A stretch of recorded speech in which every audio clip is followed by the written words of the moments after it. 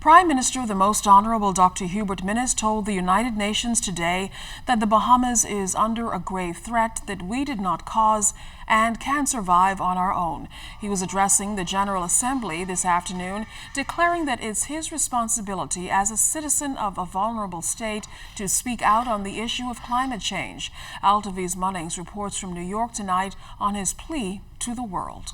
Good evening, Keishla, and good evening, Bahamas. After the Bahamas experienced hurricanes in 2015, 2016, and 2017, Prime Minister the Most Honorable Dr. Hubert Minnis told the world here at the United Nations today about the severe impact of the 2019 storm called Hurricane Dorian. Prime Minister Minnis painted a complex picture.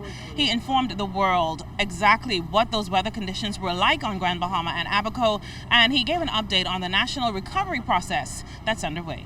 It remained stationary over Grand Bahama and North Abaco with destructive winds, storm surge and rain, hazards exacerbated by the 30-hour fixed position of the storm's eye wall on some communities. At its peak, Hurricane Dorian had maximum sustained winds of 185 miles per hour and gusts of over 220 miles per hour. There were storm surges of 18 to 23 feet above normal tide levels, roughly 3 times my height of 6'1".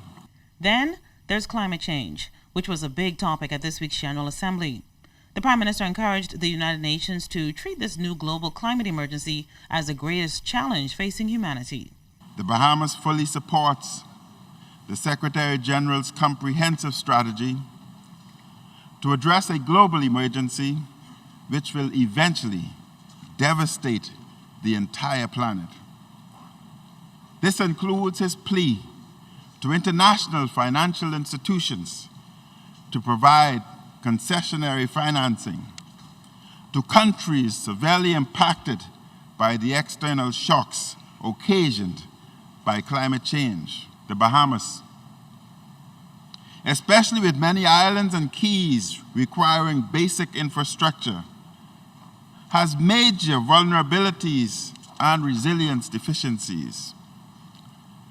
We must urgently address these vulnerabilities in order to secure our citizens and to protect vital public and private infrastructure.